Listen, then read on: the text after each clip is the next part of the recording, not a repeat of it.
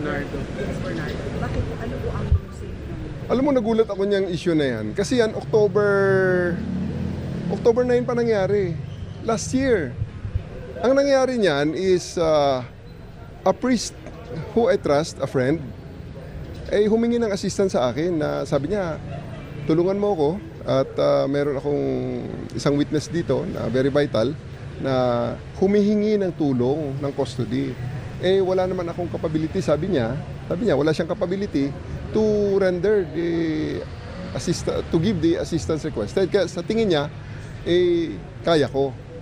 During the time, hindi naman ako chief PNP na. Wala akong command, wala akong resources, wala akong otoridad na gawin. Kaya nung makita ko, ito pala si Yusek Bernardo pala, nagulat ako . Kasama niya ang kanyang abogado at 3 anak sa meeting place.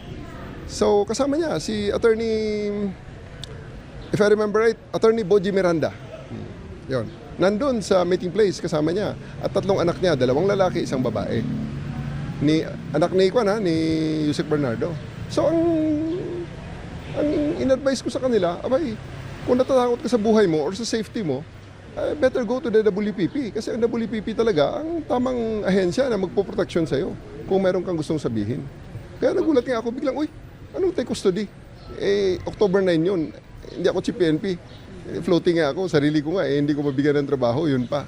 So in short, you refused him. Hindi sa refused. Talagang wala akong magawa para sa kanya. Because it's really none of my business. So how did it end, sir? Hindi natuloy. Nag-end actually, the natural, dahil may request nga silang pending, sabi ko, mag-WPP kayo. Ang sabi ni Yusek Bernardo at the time ay, sige, may check-up pa naman ako sa Asian Hospital ng 2 days. So, supposedly, magpapacheck up siya the next day and 2 days later. Tapos mag-uusap uli kami, pero wala na ako narinig sa kanila during that time dahil wala naman sa akin na yun kung babalik pa nga sila.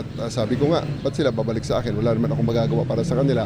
And I just read in the papers na it appears na nag-WPP sila.